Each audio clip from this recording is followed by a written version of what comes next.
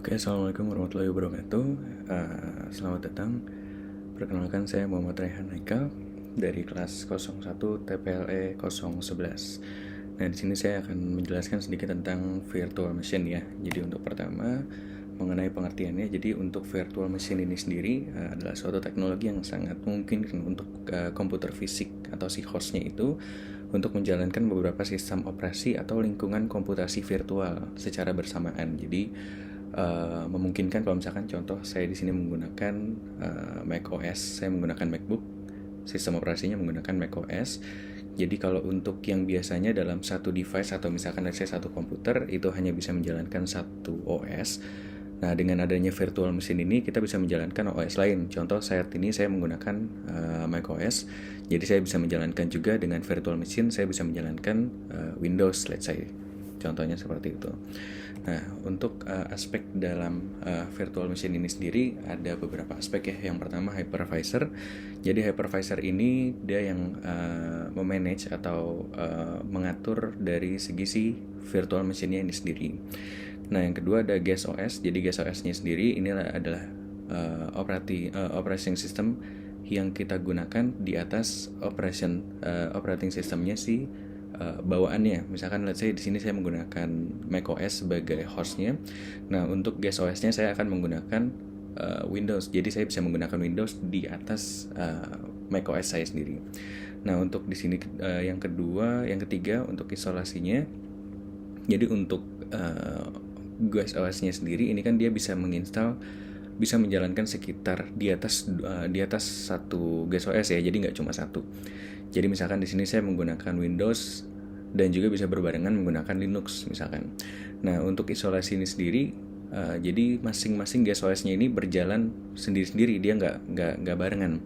Jadi misalkan salah satu dari guest OS yang saya jalankan, misalkan contoh yang saya jalankan menggunakan Windows, ketika Windows itu sedang trouble, dia akan tidak mempengaruhi guest OS yang lainnya, misalkan contoh Linux-nya. Jadi Linux tetap berjalan walaupun si Windows-nya ada trouble gitu ya. Terus konsolidasi ini sendiri, jadi kita bisa mengatur dari segi hardware-nya yang akan kita gunakan untuk guest OS. Misalkan saya dari segi RAM-nya yang saya gunakan di sini dalam built-in laptop saya itu kan ada 8 GB ya. Nah, di guest OS-nya misalkan di Windows itu misalkan saya akan menggunakan 4 GB dari 8 GB yang saya punya. Begitupun juga dari segi memorinya ya. Nanti itu juga bisa diatur. Terus juga ada snapshot dan migrasi. Jadi nanti untuk VM-nya ini sendiri, misalkan si VM Windows-nya ini sendiri nanti bisa saya migrasi antar device yang saya punya. Misalkan saya punya laptop Windows, misalkan saya punya laptop saya punya laptop MacBook, itu nanti bisa saya snapshot dan saya migrasi VM yang saya punya di laptop saya sekarang ke laptop saya yang lainnya gitu. Terus yang terakhir ada pengetesan dan pengembangan. Jadi untuk pengetesan dan pengembangan ini sendiri memang biasanya ditujukan untuk VM ini memang ditujukan untuk pengetesan dan pengembangan. Misalkan kita membuat aplikasi dari macOS ya, yang kita misalkan let's say kita akan ngetes atau pengetesan aplikasi tersebut apakah dia bisa running di Windows dan operating system lainnya, itu kita bisa menggunakan VM ini sendiri. Jadi kita nggak perlu tambah atau beli laptop lagi yang menggunakan sistem operasi berbeda hanya untuk pengetesan. Jadi kita bisa menggunakan untuk laptop yang sama, misalkan laptopnya di sini saya menggunakan MacBook yang operating systemnya menggunakan macOS, saya tetap bisa melakukan pengetesan atau pengujian aplikasi yang saya buat di laptop MacBook saya menggunakan VM tadi. Misalkan saya mau ngetes aplikasi yang saya buat di sini apakah running di Windows. Nah, itu saya bisa menggunakan Windows di dalam VM ini untuk running aplikasi yang saya buat. Seperti itu. Nah, lanjut untuk video tutorialnya. Nah, jadi di sini pertama-tama sebentar. Nah, jadi pertama kita harus download dulu UTM-nya. Jadi UTM ini sebagai virtual machine-nya ya.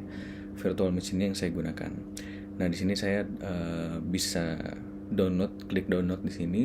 Nanti setelah download bisa di running ya. Kebetulan di sini saya sudah download juga untuk UTM-nya di sini. Nah, setelah itu baru kita running. Untuk UTM-nya kita install dulu, coba.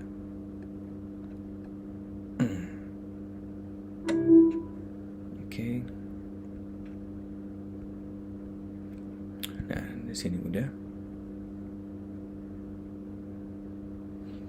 Nah, di sini next kita bikin guest OS-nya. Di sini saya pilih create a new virtual machine dan pilih virtualize.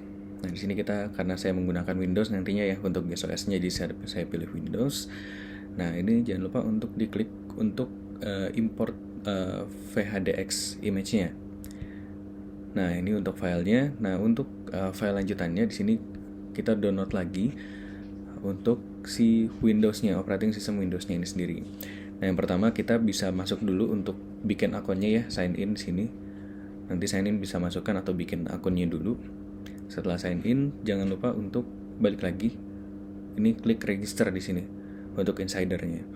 Jadi insidernya kita register dulu. Setelah register semua nanti ikutin step-stepnya, baru masuk ke website yang ini.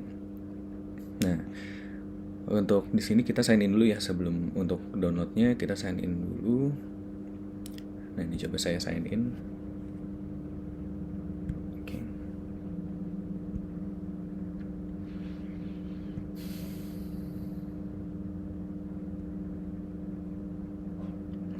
Nah, setelah sudah sign in, nah untuk cara downloadnya ini nanti muncul tampilan seperti ini ya.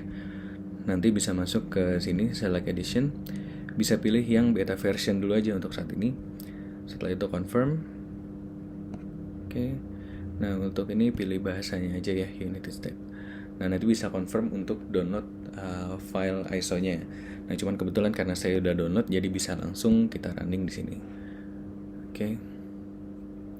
Nah, di sini balik ke halaman yang tadi di aplikasi UTM-nya atau UTM-nya. Di sini setelah kita import VHDX image-nya, kita klik browse di sini. Oke. Nah, setelah sudah masuk browse-nya ini, baru kita cari file yang tadi kita sudah download untuk VHDX-nya. Nah, yang ini. Kita pilih yang ini dan kita open, continue. Nah, di sini yang tadi kita sudah saya jelaskan ya, untuk poin konsolidasi yang bisa mengatur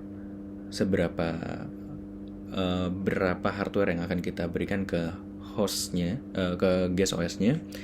Nah, di sini kita bisa atur untuk memorinya atau RAM-nya. Misalkan di sini saya punya 8 GB ya di laptop saya bisa pilih di tengah-tengahnya misalkan 4 GB untuk RAM-nya. Nah, untuk CPU core-nya pun juga kita bisa atur ya berapa kita bisa kasihnya. Di sini saya kasih di 4 core ya. Sebenarnya bebas, nanti bisa diatur sesuai dengan keinginan aja.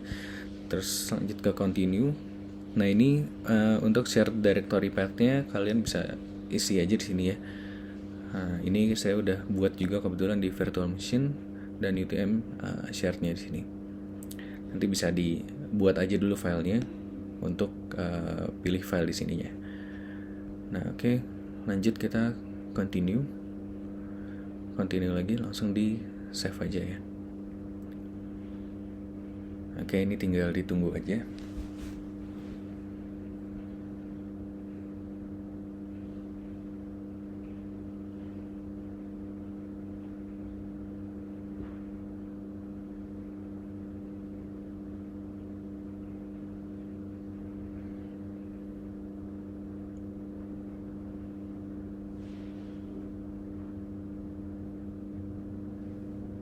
Oke. Nah, ini udah selesai. Kita masuk lagi ke UTM-nya. Ini bisa langsung kita running.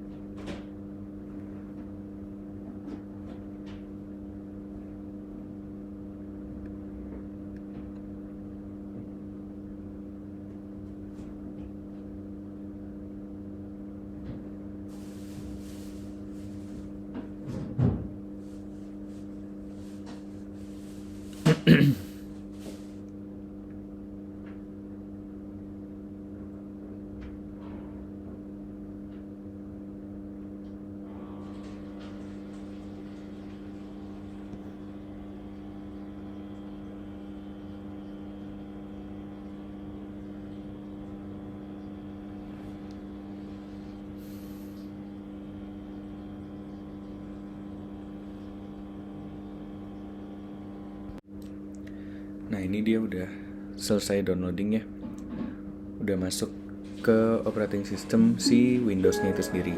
Nah ini udah muncul ya. Nah nanti untuk setupnya bisa dilakukan sendiri ya, untuk setupnya, cuman di sini saya nggak melakukan setupnya. Nah oke, lanjut lagi ke kesimpulannya berarti ya. Jadi untuk itu video tutorialnya tadi, dan untuk kesimpulannya berarti untuk VM ini sendiri memang dia berjalan di atas operating system si hostnya itu sendiri. Jadi di atas host itu di atas host itu ada guest OS-nya. Yang sebelumnya di bawahnya itu ada host OS, yang mana saya menggunakan di sini Mac OS ya, karena saya menggunakan MacBook. Nah, ketika saya mau menjalankan guest OS-nya yang dimana saya di sini saya menggunakan Windows 10 atau 11 tadi ya, saya lupa.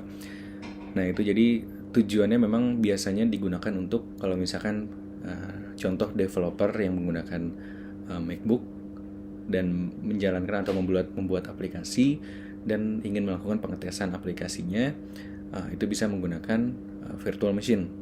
Jadi dia misalkan contoh ingin mengetes aplikasinya apakah running di operating system Windows, jadi nggak perlu repot-repot atau ada tambahan biaya lagi untuk pembelian perangkatnya, atau misalkan pembelian device laptop yang baru yang beroperasi sistem operasinya itu menggunakan Windows.